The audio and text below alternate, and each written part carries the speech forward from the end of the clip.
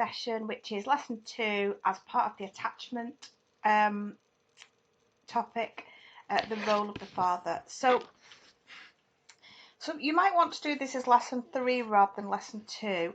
You'll see why later on, but we'll have a look at the role of the father now, and then we might I might have to bring in some of the stages of attachment just to explain this a little bit further. So we will dip in and out of this. So I want you to just think about for a minute, because we've talked about caregiver interactions, and the idea being that in the majority of times it is the mum. But I want you to think about what a father contributes to a child's life. And is it the same as a mum?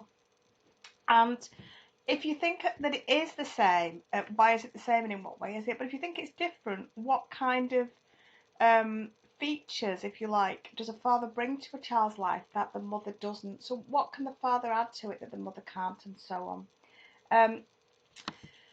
Okay, so just moving on to the next little bit here. Sorry, we'll just go back to that.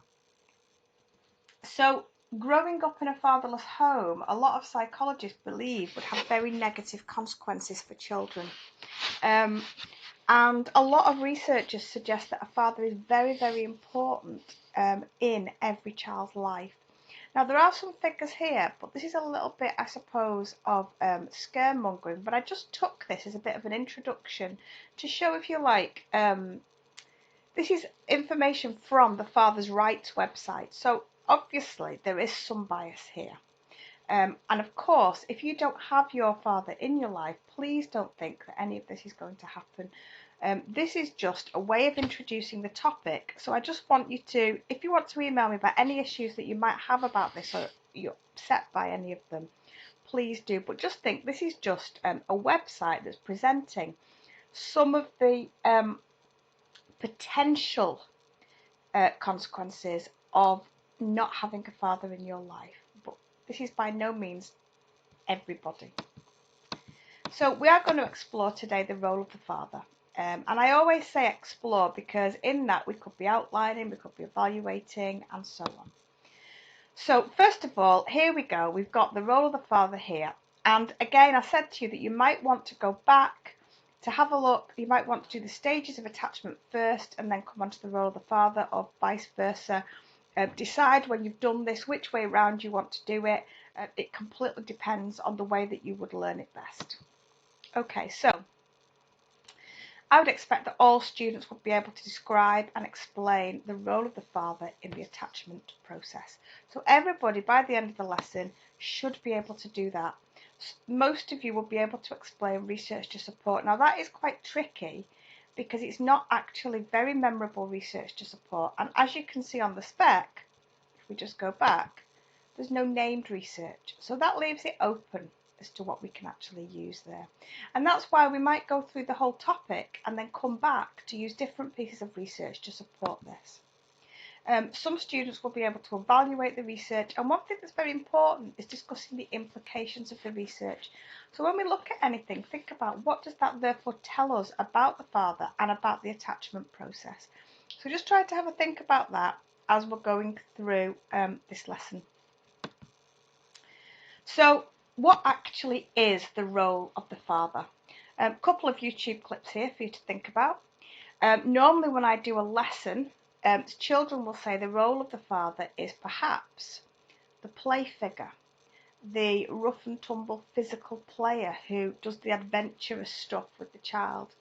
So what happens is nowadays we speak of parents or carers rather than mothers or fathers, and because of, if you like, feminist movements and justice for fathers movements, we try to kind of talk about parents a lot more. But the role of the father, you could argue, is different to the mother. And that's not being biased, that's just because males and females are biologically different, and therefore they're going to do, feel, and present in different ways. So, according to a report in Fathers and Their Impact on Children's Wellbeing, children who have an involved father are more likely to be emotionally secure, confident to explore their surroundings, and as they grow older, have better social connections. Now remember, that isn't fact, that's just a piece of research that suggests that impact. Right. Now, this might seem strange because we're going straight away to the demonstrate bit, but this is now where I'm going to pick up, show you some of the Word documents. Now, if you can go to these, which will all be in Teams, and you should be able to access all of these. So first of all, I'm going to talk about, let's just move this across a little bit if I can. I'm going to make that a little bit smaller. So the role of the father, AO1. So first of all, one of the first things that I want you to bring up about the role of the father is culture. So first of all, Western cultures. In a Western culture, there is a certain expectation that the father plays a particular role. And particularly in sort of UK, European, American cultures, the idea of this perfect sort of nuclear family, if you do sociology, where you've got a mum and a dad, it's seen as a very Western thing, the idea that you get married and then you have children and so on. So the role of the father has traditionally been in a child's life. I always think about the idea of the father sort of being traditionally the breadwinner. So you can think about this in cultural terms. Again, the number of mothers has increased in recent decades. So this has led to fathers having a more active role. Now, when this particular topic first came up on the spec, we sort of thought about it as examiners as being quite sociological in nature. It is. So if you feel that this isn't a particularly psychological topic, you're probably right. It doesn't actually feel like it is. So if you do feel that, you're not on your own in thinking that.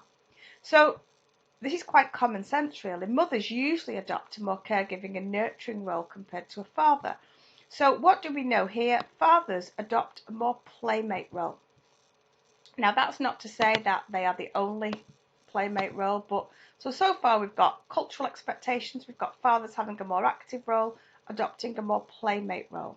So research suggests that fathers are more likely than mothers to encourage risk-taking in their children by engaging them in physical games. So that's something maybe that is significant about the role of the father as opposed to the mother. I'm sorry, you can see I'm completely botching this bit up here. Anyway, right, most infants prefer contact with their father when in a positive emotional state and wanting to play.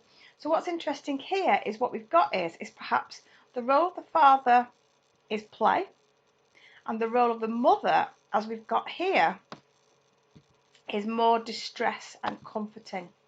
So that's the role of the mother. So we've got a bit of a contrast there. So we've got this maternal instinct, distress and comfort, versus the physical play. Now, in terms of the role of the father, that is largely the role. Your AO1, there isn't really much else to say. I can show you a little bit else that we can look at in terms of culture, and I've got a more basic document in a second that I will show you. So if we just have a little look at evaluation, there are a number of factors that I think that should be affect the father's role and the impact that he has on his child's emotional development. So, for example, culture, very big one, that's something we're going to look at in a minute. The age of the father, because if it's an older father, they perhaps might not be able to engage in that level of play. And also, a lot of it depends on the amount of time the father spends both in the home and away from home. And this is going to bring us into talking about the idea of the differences in male and female jobs and occupations, because traditionally the father spent a lot of time away from the home. So what that leads us to is this evaluation point here, which is the idea that the existence of so many factors means it's difficult to make generalizations about the father's role. So we can't say the father's role is always play, because if they're a certain age, that won't be the case. We can't always say that they're going to spend the least time with, because they might be a stay-at-home dad, and so on. So if we just start by just looking first of all at culture, so this would be part of your description. There are cultural differences in the role of the father.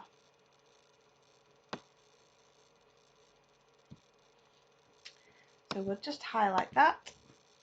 Until very recently, men were expected to be breadwinners and not to have direct involvement. Now, this is quite sociological in nature, but that is actually correct. If you go back to I always introduce this by talking about Mary Poppins and thinking about Michael Banks, who's the dad. Sorry, not Michael Banks, Mr. Banks, who's the dad. And Mr. Banks comes in from work, he says goodnight to his children, he perhaps eats a meal with them and then goes to bed. And didn't have any direct involvement in the childcare. Now that was kind of traditionally the role of the father, but that's changed. So one of the first things that you can talk about with the role of the father is the changing nature and the idea that across time the view of the father has completely changed. So this is in the past, so this is cultural, but it's also temporal. It's the idea of time changing. So this might be a stereotypical view. So a problem with this view is that it's stereotypical, and fathers are now becoming a lot more involved. They've always been involved in factors like play, instruction and guidance. So this is the role the father always has been and probably still is. But in modern family, fathers are less likely to engage in physical play in middle-class Indian families. So what we're seeing there are some cultural factors. Now I've just picked out one cultural factor there, but it's up to you. If you want to have a look at any others, you can do. I'm trying to keep this as easy as possible. Something else that we need to bring in that does directly affect the role of the father is social policy. So for example, fathers were only given paternity leave last year.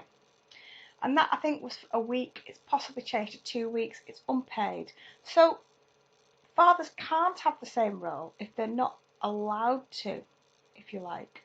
So the childcare was implicitly given to mothers. So therefore that tells us something interesting about the role of the father. It's almost like society has decided that the role of the father is to work and the mother is to give complete childcare. Obviously that's something, so social policy is gradually changing that.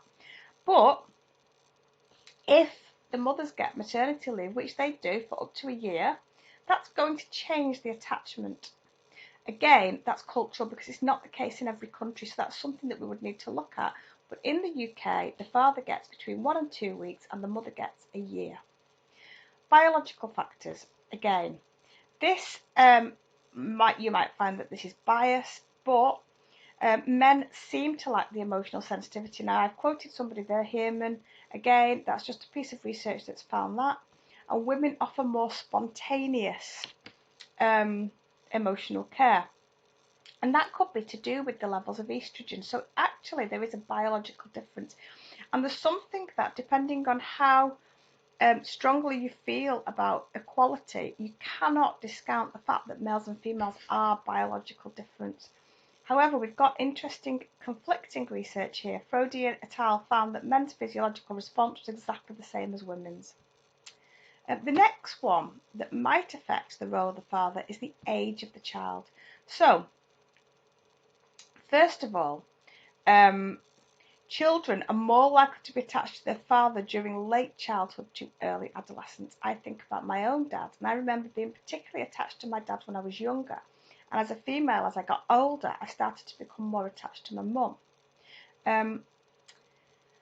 So perhaps female young adults are less likely to seek attachment to their fathers, but it depends. Again, gender comes in here. Male children are more likely to prefer their father as an attachment figure than female children.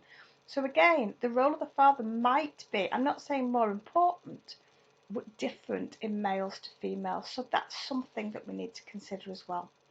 Temperament also, very interesting that the researcher is called Manlove. Maybe that's someone who we'll remember because of that. Fathers are arguably less likely to be involved with a child who has a difficult temperament. At the bottom here, I have put some research, and this is really the only research that this should be from the Green Haired Girl book. We are going to look at Bowlby in a lot of detail, so you don't need to worry about that too much now. So we will look at that. And Bowlby largely talks about the female role. and talks about the father engaging predominantly in physical play. Schaefer and Emerson we are going to move on to next, and that's stages of attachment. Now, when we're looking at that, you will notice, so I'll highlight this because this is quite important really. When you look at this, you will notice where the father fits in. And that's why we can use this piece of research. We're going to do a lesson next on this to support the role of the father. This is probably the main piece of research that is just into role of the father. And it's not a piece of research that I know well, but it's the only one really that exists in nearly all of the textbooks.